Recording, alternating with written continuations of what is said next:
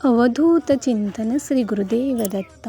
श्री स्वामी समर्थ. जय जय स्वामी समर्थ. भक्तांनो, मी तुमचं आपल्या भक्तिमार्ग ह्या यूट्यूब चॅनलमध्ये खूप खूप मनापासून स्वागत करते. तुमचा दिवस शुभ जाओ. स्वामी महाराज तुमच्या सर्व चांगल्या इच्छा नक्की पूर्ण करत अशी मी महाराजांच्या चरणी प्रार्थना करते व आजच्या एका नवीन आणि सुंदर व्हिडिओला सुरुवात करते. तर बघा भक्तांनो, आपण सगळे स्वामी सेवेकरी आहोत. आपण सगळेच स्वामींची सेवा करत असतो. स्वामी चरित्र सारामृत या ग्रंथाचे पठण, श्रवण, तसेच स्वामी समर्थ या महामंत्राचा जप अशा आपण महाराजांच्या बऱ्याच सेवा करत असतो. आणि त्यात सर्वात विशेष सेवा म्हणजे 11 गुरुवारचे व्रत.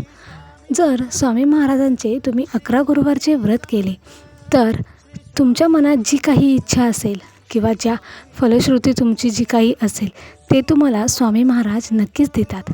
परंतु आपण हे दररोज सेवा करत असतो, परंतु गुरुवारी आपल्याला अशा काही विशेष सेवा करायच्या असतात. कारण गुरुवार हा महाराजांचा वार असतो. म्हणून आपल्याला गुरुवारी स्वामी महाराजांची विशेष अशी सेवा करायची असते. आणि विशेष अशी सेवा केली की महाराज आपल्याला त्याचे फळसुद्धा विशेष असेच देतात. तर बघा भक्तांनो, गुरुवारी आपल्याला सकाळी लवकर उठायचे आहे. सकाळी लवकर उठून अंघोळ वगैरे, स्नान वगैरे झाल्यानंतर आपण सर्वात प्रथम देवपूजा करायची आहे. देवपूजा केल्यानंतर आता बघा, गुरुवार हा एक महालक्ष्मीचा सुद्धा वार आहे. परंतु गुरुवारी कोणत्याही स्त्रीने आपले केस धुवायचे नाहीत. कारण गुरुवारी केस धुणे हे अशुभ आहे. जर तुम्हाला महिलांना केस धुवायचे असतील तर ते केस धुण्यासाठी उत्तम वार म्हणजे शुक्रवार. महिलांनी नेहमी शुक्रवारी केस धुवावेत. गुरुवारी चुकूनही केस धुवू नयेत. आता काही भक्तांचा गुरुवारी उपवास असतो. जर तुम्हाला उपवास करता येत असेल तर उत्तमच. परंतु काही शारीरिक अडचणीमुळे जर उपवास होत नसेल तरी काही हरकत नाही. मग गुरुवारी आपल्याला देवपूजा करून उंबरठ्याचे सुद्धा पूजन करायचे आहे. सर्वात प्रथम आपल्याला उंबरठा स्वच्छ करून उंबरठ्याला हळदीचे लेपन लावायचे आहे. हळदीचे लेपन लावल्यानंतर त्यावरती फुले, गंध, अक्षता या वाहावायच्या आहेत. आता देवपूजा आणि उंबरठ्याचे पूजन झाल्यानंतर आपल्याला विष्णूंची पूजा करायची आहे.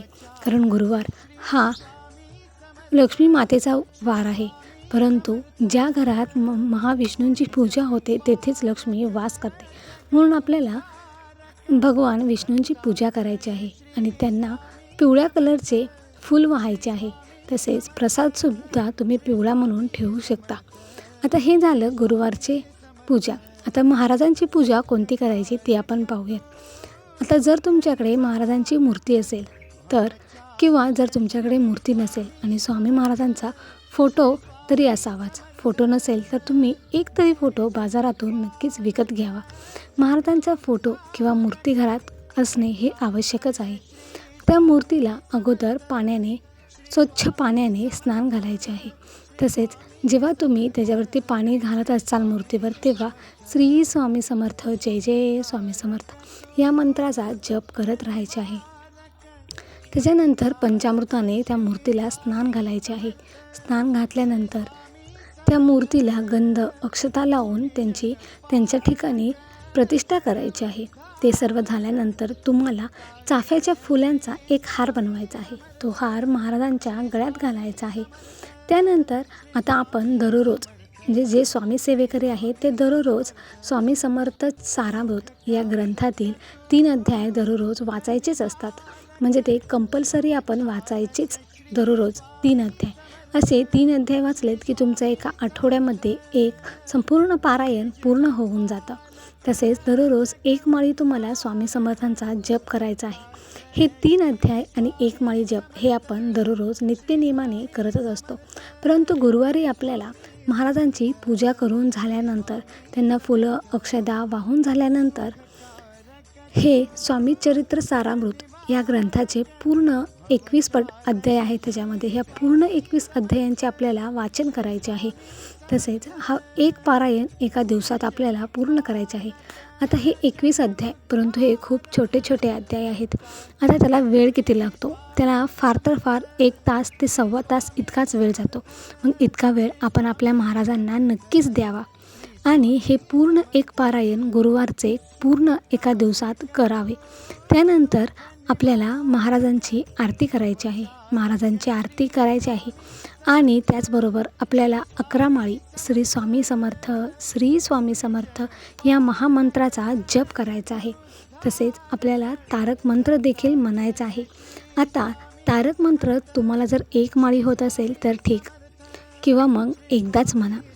जर तुम्हाला गुरुवारी उपवास करता येत असेल तर उत्तम, किंवा काही अडचणीमुळे जर नाही जमले तरी काही हरकत नाही. आणि महाराजांची सर्वात आवडती प्रिय सेवा म्हणजे त्यांचे नाम घेणे, त्यांचा जप करणे. तुम्ही महाराजांची माळेवरती जप करू शकता. जर तुमच्याकडे माळ नसेल तर तुम्ही धान्याचे 108 दाणे घेऊन त्याप्रमाणे देखील जप करू शकता. किंवा मग एक अगरबत्ती लावायची, देवापुढे एक अगरबत्ती लावायची आणि ती अगरबत्ती पूर्ण संपेपर्यंत तुम्ही श्री स्वामी समर्थ, जय जय स्वामी समर्थ, श्री स्वामी समर्थ, जय जय स्वामी समर्थ या महामंत्राचा जप देखील करू शकता. तर पहा भक्तांनो, गुरुवारी महाराजांची ही सेवा न चुकता सर्वांनी करा. मग बघा, महाराज तुम्हाला प्रत्येक संकटातून तारतील आणि ते तुमच्या सदैव पाठीशी उभे राहतील. कारण स्वामी नेहमी म्हणतात की भिवू नकोस, मी तुझ्या पाठीशी आहे. आता स्वामींना नैवेद्य काय द्यावा? स्वामींना सर्वात आवडता पदार्थ म्हणजे बेसनाचे लाडू. मग तुम्हाला जर जमत असेल तर तुम्ही बेसनाचे लाडू महाराजांना नैवेद्य म्हणून दाखवू शकता. किंवा मग जर तुम्हाला जसं जमतच नसेल तर तुमच्या घरी जे काही साधं आहे ते तुम्ही देखील महाराजांना नैवेद्य म्हणून दाखवू शकता. कारण महाराजांना भक्ताची फक्त खरी भक्तीच हवी असते. बाकी त्यांना त्यांच्याकडून काहीही अपेक्षित नसते. जर तुमची भक्ती खरी असेल आणि तुम्ही जे काही महाराजांना अर्पण करणार आहात ते पूर्ण भक्तीने आणि श्रद्धेने अर्पण केलं तर ते स्वामींना नक्कीच आवडेल आणि स्वामी तुमची साथ कधीच सोडणार नाहीत. असे माझे स्वामी आहेत. आपले स्वामी हे नेहमी आपली राखण करतात. आपण सर्वच जण महाराजांची लेकरं आहोत. एक आई आपल्या मुलाला कशी पदराआड घेते तसेच स्वामी देखील आपल्यावर त्यांचं कृपाछत्र, कृपाहस्त नेहमीच ठेवत असतात. म्हणून महाराजांचे नाम नक्कीच घ्या. दररोज 1 माळी जप तरी तुम्ही नक्कीच करा. आणि त्याचबरोबर श्री स्वामी चरित्र सारामृत या परमपवित्र अशा ग्रंथातील 3 अध्याय दररोज पठण करा. हे 3 अध्याय पठण करण्यासाठी जास्तीत जास्त 10 मिनिटे पण कालावधी लागत नाही, ते कमी वेळात होतं. म्हणून तुम्ही स्वामींना दररोजची 10 मिनिटे नक्कीच देऊ शकता. कितीही कामं असली तरीही स्वामी समर्थ महाराजांची सेवा हे सर्वात मुख्य काम आहे. आणि हे न विसरता दररोज जर तुम्ही कराल तर स्वामी महाराज नक्कीच तुमच्या पाठीशी उभे राहणार आहेत. श्री स्वामी समर्थ. भक्तांनो, अशा प्रकारे तुम्ही गुरुवारची आणि दररोजची स्वामींची सेवा करून पहा.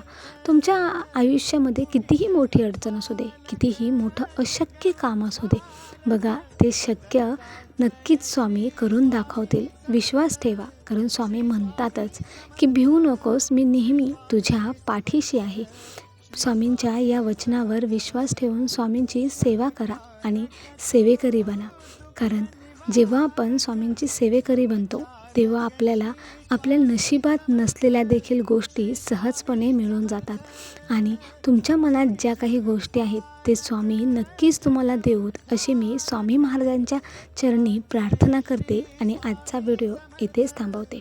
भक्तांनो, जर तुम्हाला ही माहिती आणि स्वामींचा हा व्हिडिओ आवडला असेल तर नक्कीच लाईक करा आणि कमेंटमध्ये श्री स्वामी समर्थ लिहा.